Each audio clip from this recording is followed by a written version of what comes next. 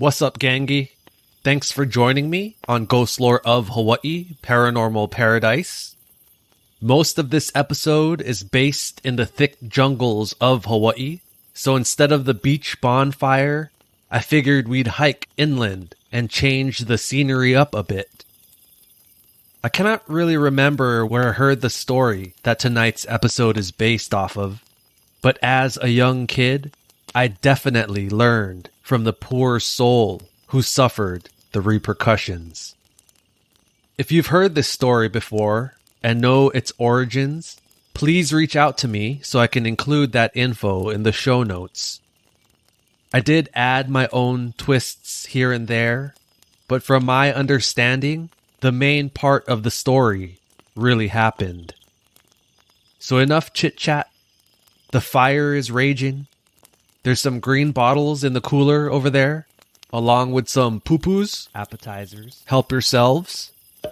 If it's your thing, feel free to indulge in some of that Kona Gold, Puna Butter, or whatever paranormal pakalolo you got. Or don't. We don't peer pressure here. So get comfortable, and let's get into this.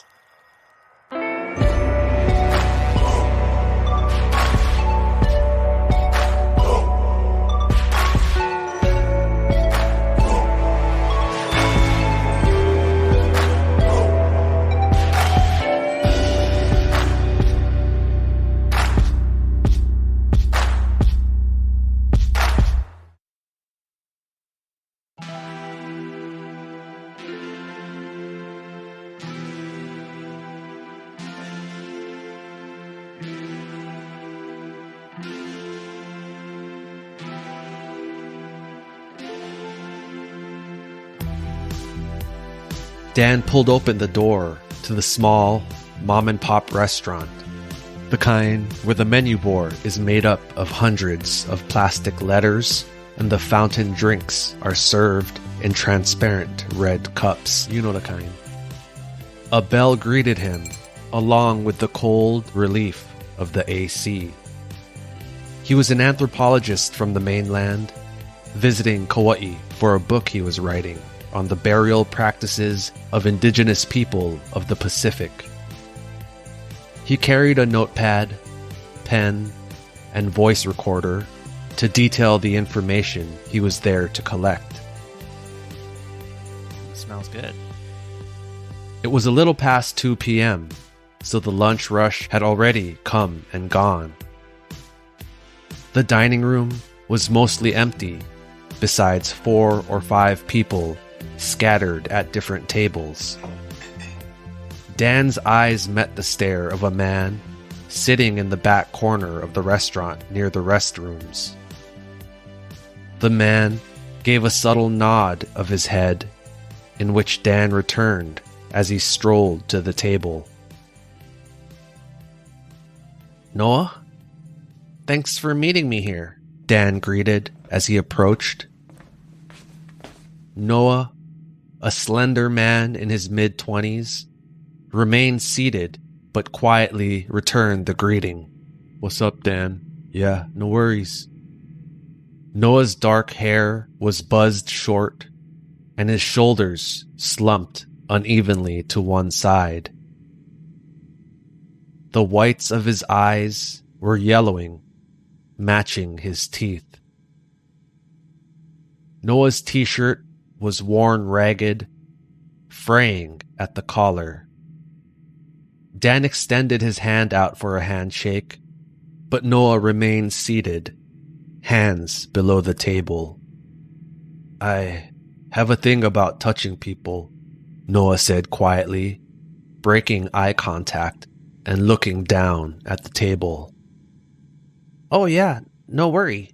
Howie Mandel thing, huh?"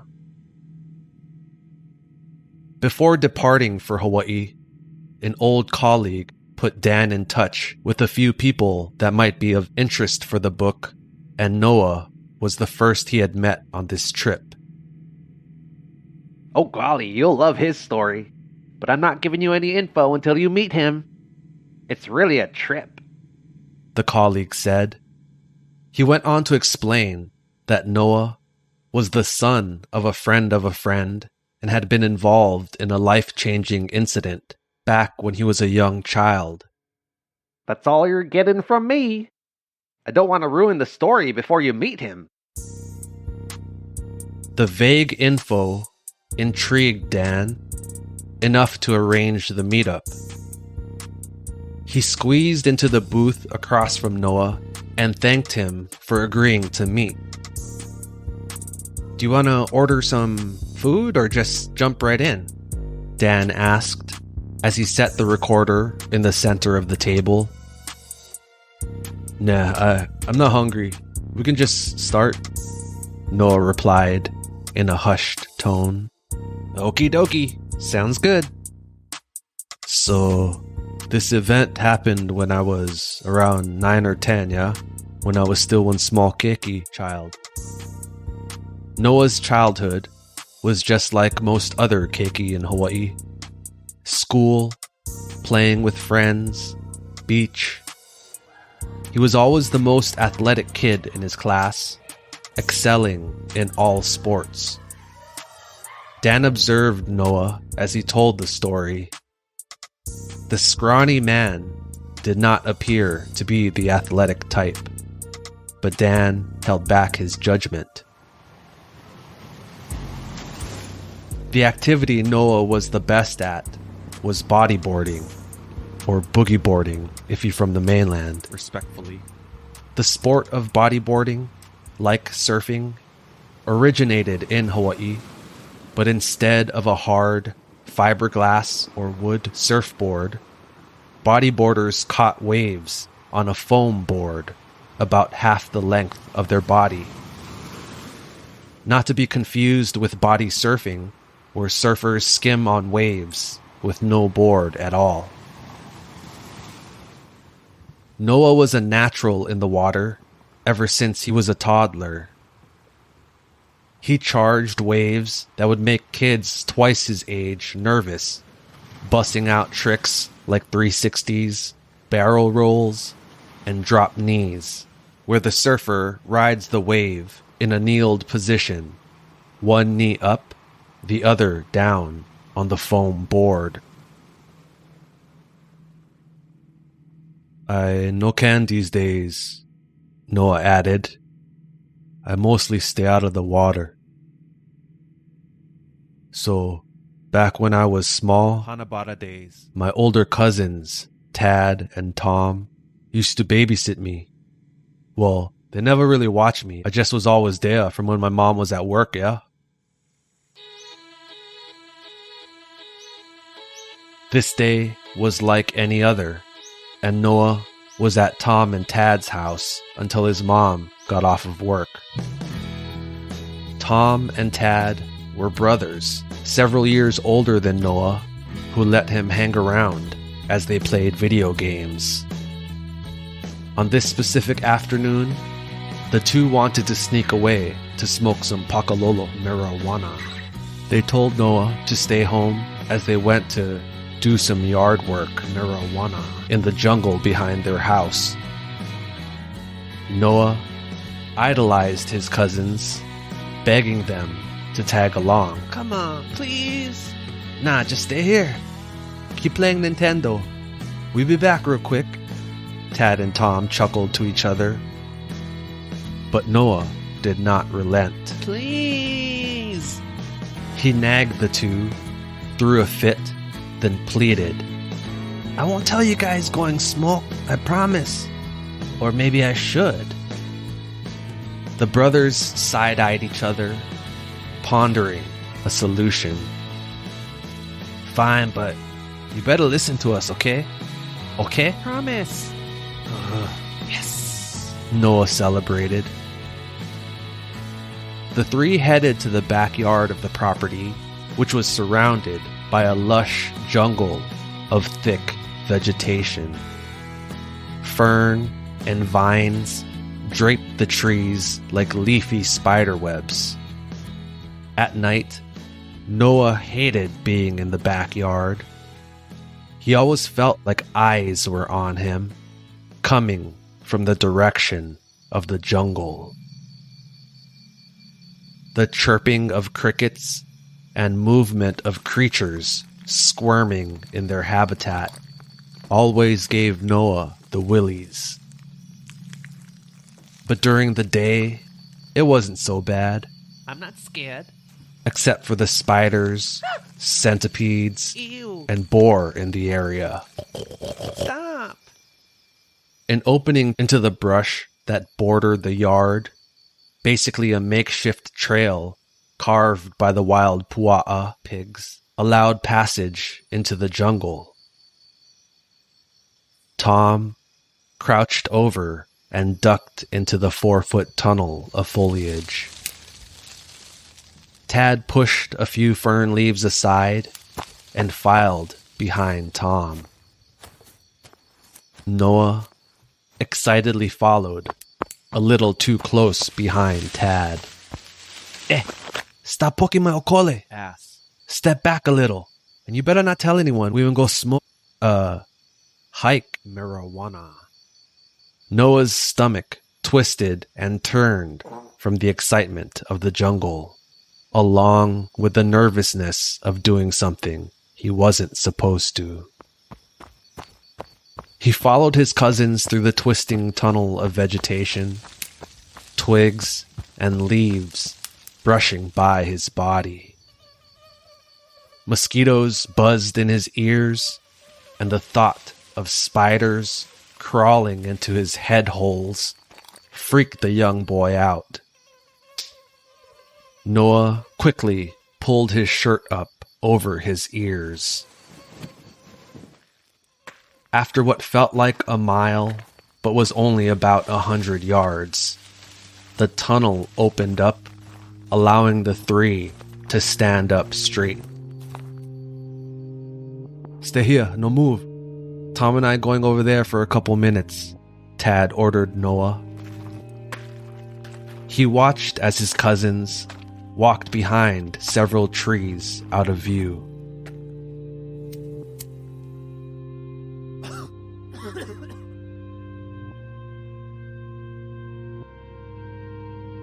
After a minute or so, a fluttering in the corner of Noah's eye caught his attention. Huh? He whipped his head in the direction of the movement, just in time to see a monarch butterfly floating in its circular flight. Noah chased it a few feet, jumping in an attempt to catch it. He followed the butterfly until it led him to a large boulder about the size of a car. Whoa. The huge boulder was definitely out of place for the area. This section of the island was mostly muddy jungle. A boulder this size would have had to have been carried here ages ago. By a tractor? Noah pondered to himself. Amazed, he stared at the large boulder, mouth ajar, before suddenly bolting towards it at full speed. He jumped, attempting to climb to the top of the vehicle-sized boulder, but before his feet left the ground, his slippers sucked into the mud like hands grabbing his feet. The sudden suction threw off Noah's balance, tripping him as he fell forward into the mud. Ew. He slowly pushed himself up, the front of his shirt and shorts caked in muddy water. Gross. Noah used the back of his hand to wipe off the mud that had splashed near his mouth, then whipped his arms down in an attempt to fling off the excess grime. He then wiped his hands on the cleaner okole butt portion of his shorts.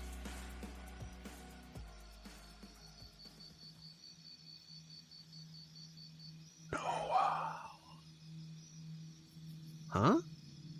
The young boy turned, looking around for the noises, but his cousins were nowhere to be seen. He swore he heard someone whispering, "Hey, let's not come here." Where's that coming from? Noah tilted his head, concentrating, trying to find the source of the whispers. Tad? Tom? No response. They were still somewhere behind him, smoking. These whispers sounded like they were coming from underground. Noah walked around, surveying the massive boulder. Hello? The boy bent over near the direction of the voices. I want to show you something. At the base of the boulder, near the muddy ground, was what looked like a small hole. The depression in the mud was only about 4 inches wide, barely big enough for his hand to fit in. Noah plopped down in front of the small hole and began digging, attempting to widen it enough to see into the cavity. Is that an animal? Maybe a mongoose? He thought to himself. As the hole got bigger, he still could not see how deep it went. For some reason, sunlight could not penetrate into the trench. Weird. After a few minutes of digging, Noah was covered in mud up to his elbows. The hole, now about the size of a football, American football. Noah could tell the whispers were definitely being emitted from within the hole. I don't know if that's an animal. Noah knelt in front of the hole, curious, as he slowly lifted his hand towards the darkness. He knew it was dangerous to stick your hand in mysterious holes. There could be poisonous insects, mongoose, or other things that bite. Or a treasure. But his curiosity got the best of him. I'm gonna do it. Noah slowly inserted his hand into the cavern. As the tips of his fingers disappeared into the darkness, he instinctually yanked his hand back, startled.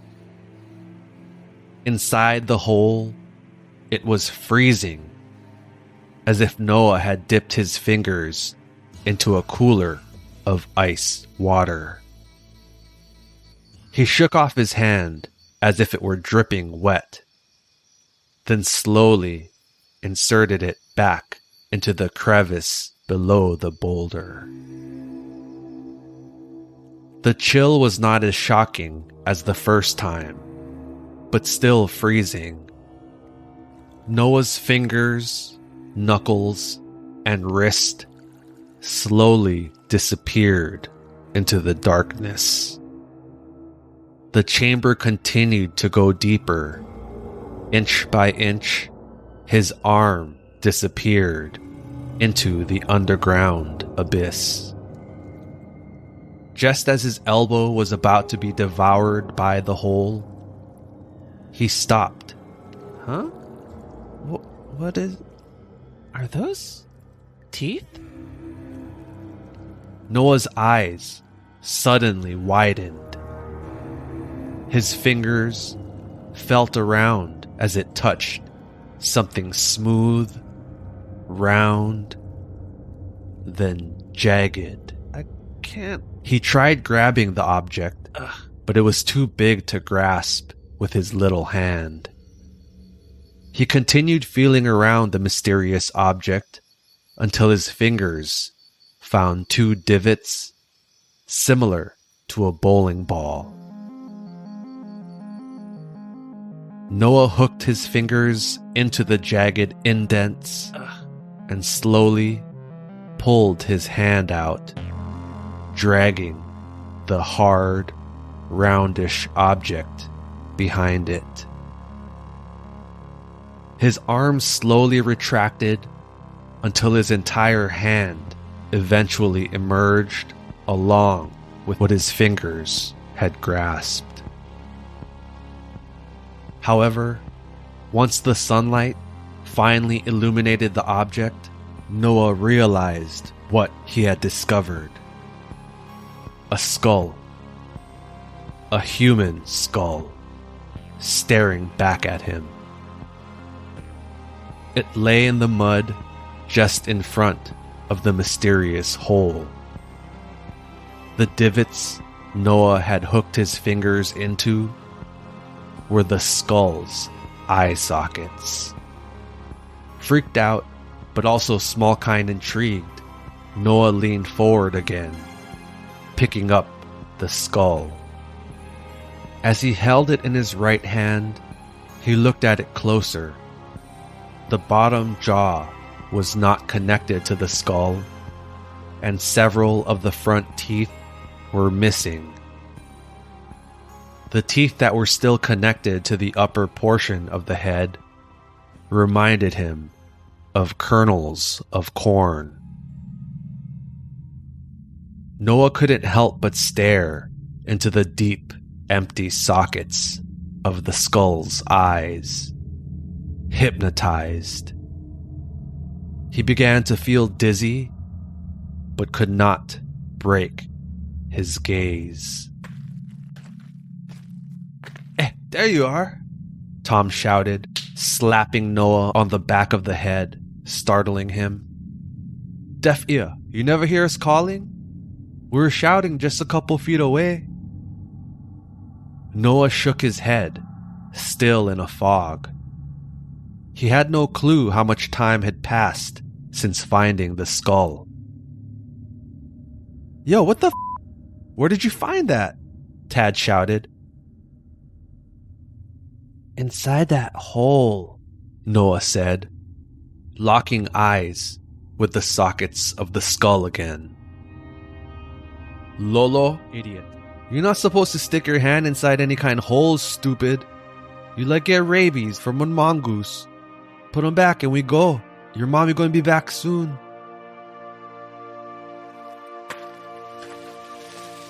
The three made the short trek back through the jungle to the backyard of Tad and Tom's family home.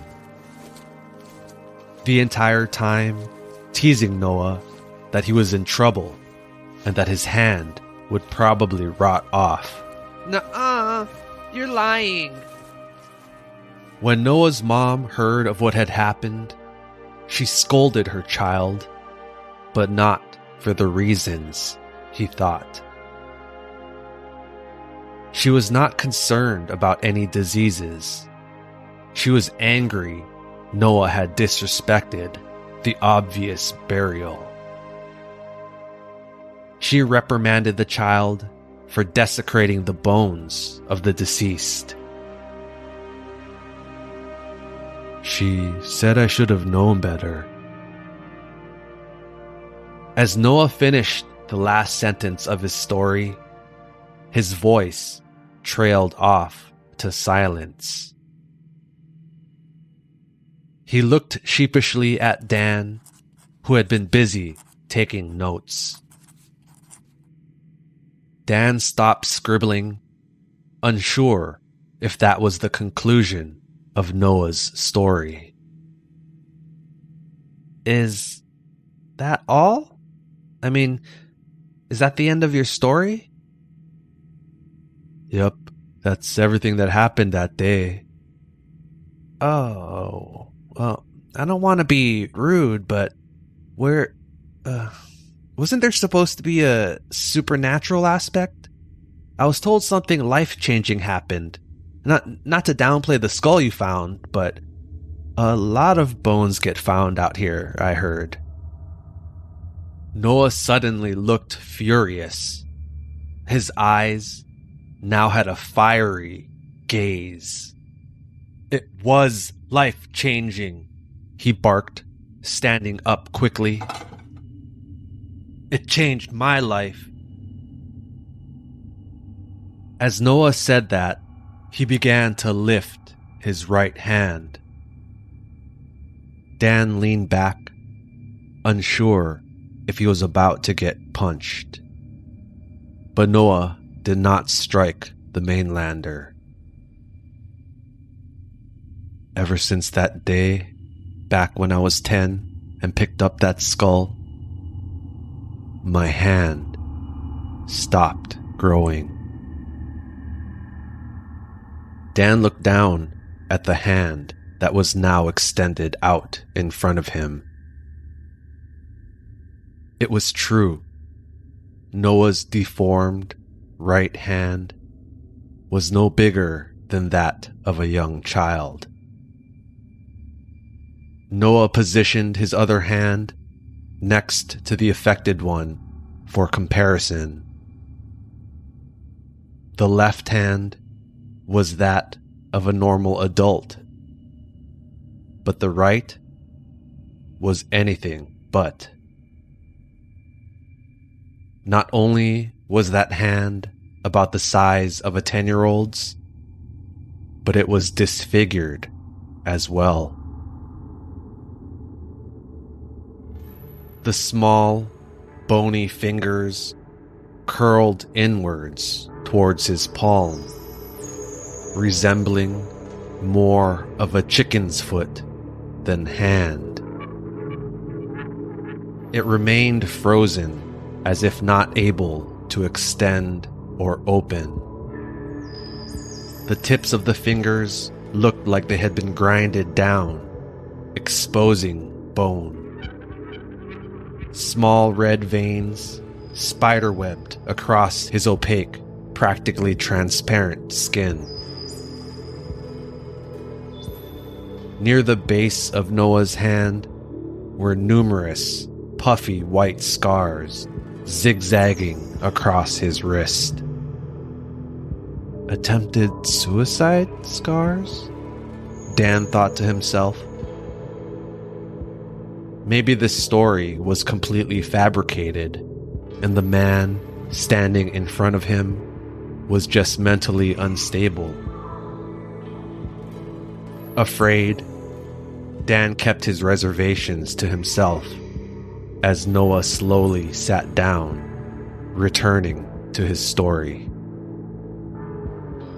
He explained, ever since the day he held the skull in that hand, intense pain began pulsing through the limb. He began to lose dexterity in his hand, as well as losing the ability to open and close the impaired appendage.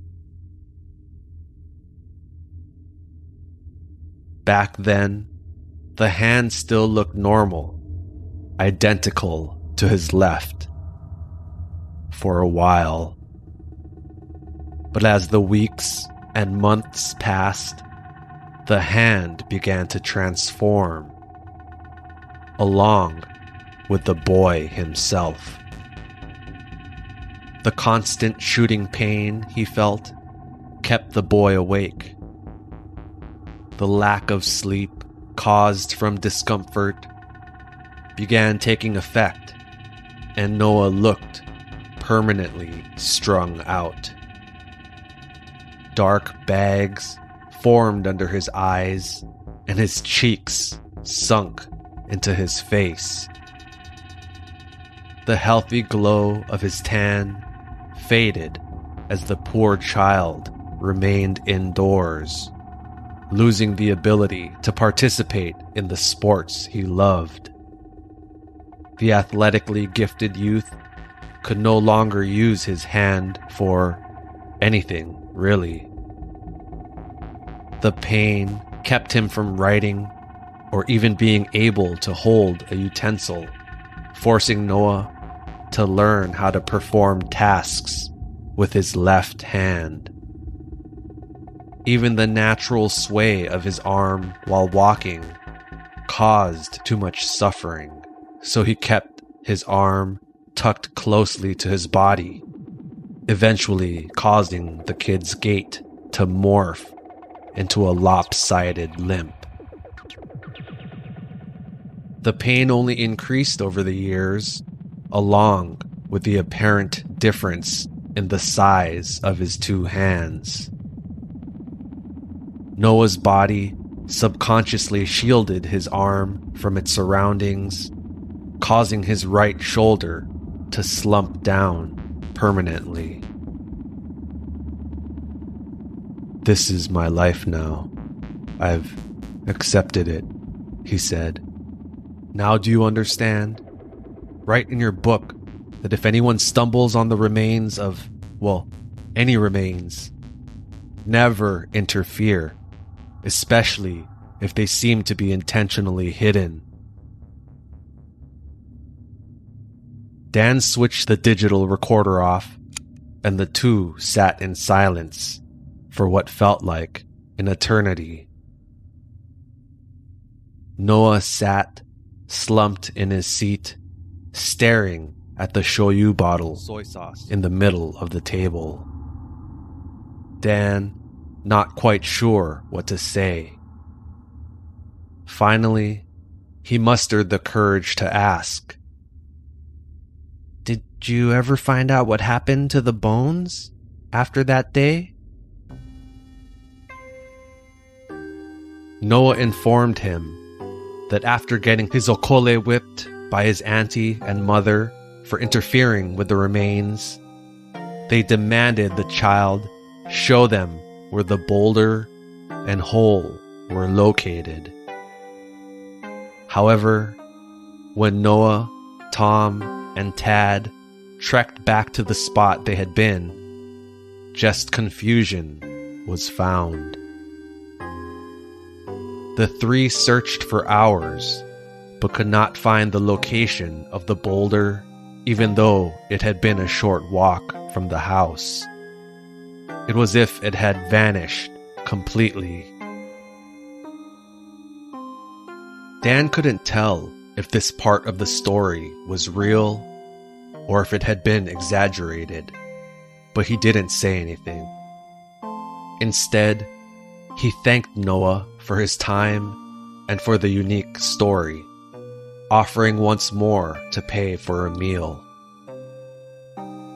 Noah, again, declined as he slowly stood up from their table. "Hey, Noah, if there's anything, if you ever need anything, someone to talk to or whatever, don't hesitate to call. I saw the scars on your wrist. I know what it's like to be suicidal. I didn't try to kill myself. It's okay. Lots of people deal with depression." "I didn't," Noah interrupted. His bloodshot eyes locked on the interviewers.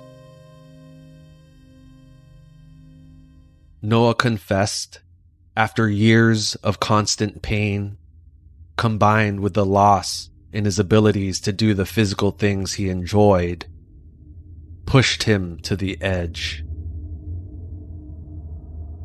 "I couldn't take it anymore," Noah softly said, more to himself than to Dan. He leaned forward. "I tried sawing my hand off. After years of suffering, the pain had become too much, and in a crazed state one day, Noah took a rusty hacksaw from his uncle's shed and attempted to saw the deformed hand off at the wrist. Having just one hand would still be better than the permanent, debilitating pain. One of his cousins found Noah laughing maniacally in a pool of his own blood. For some reason, The blade couldn't cut past a certain depth of his wrist and had broken midway through the gruesome task. The same outcome for each of the 3 different times he attempted it.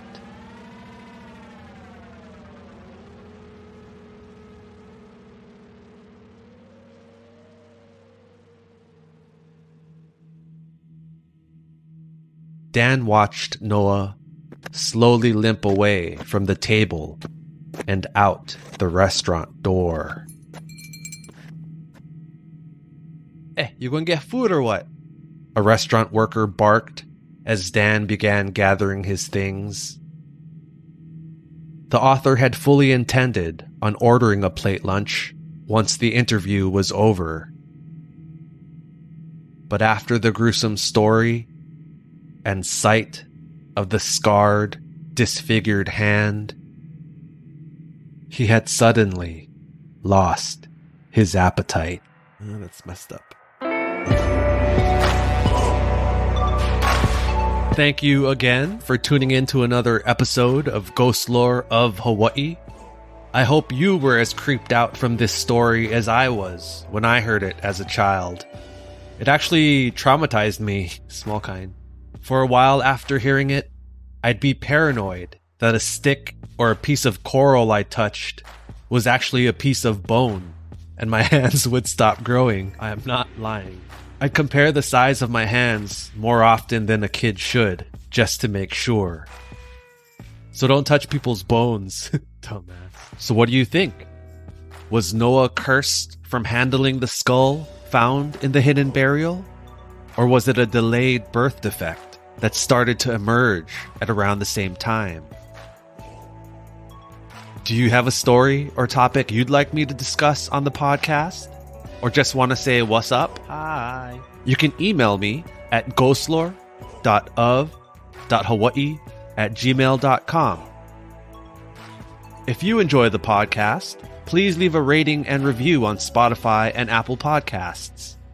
It helps a ton in getting the show in front of new listeners, which is huge for an independently produced podcast like my own. Have a question about Hawaiian or pidgin words or phrases heard in an episode? Check out my Instagram at ghostlore.of.hawaii. Most of the time, I'll have a post or highlight defining the word. You can also find updates, discount codes for merch, and memes I come across that I find funny. Although my goal is to keep all information as accurate as possible, I cannot guarantee it always will be. Some names and locations may be altered for privacy's sake.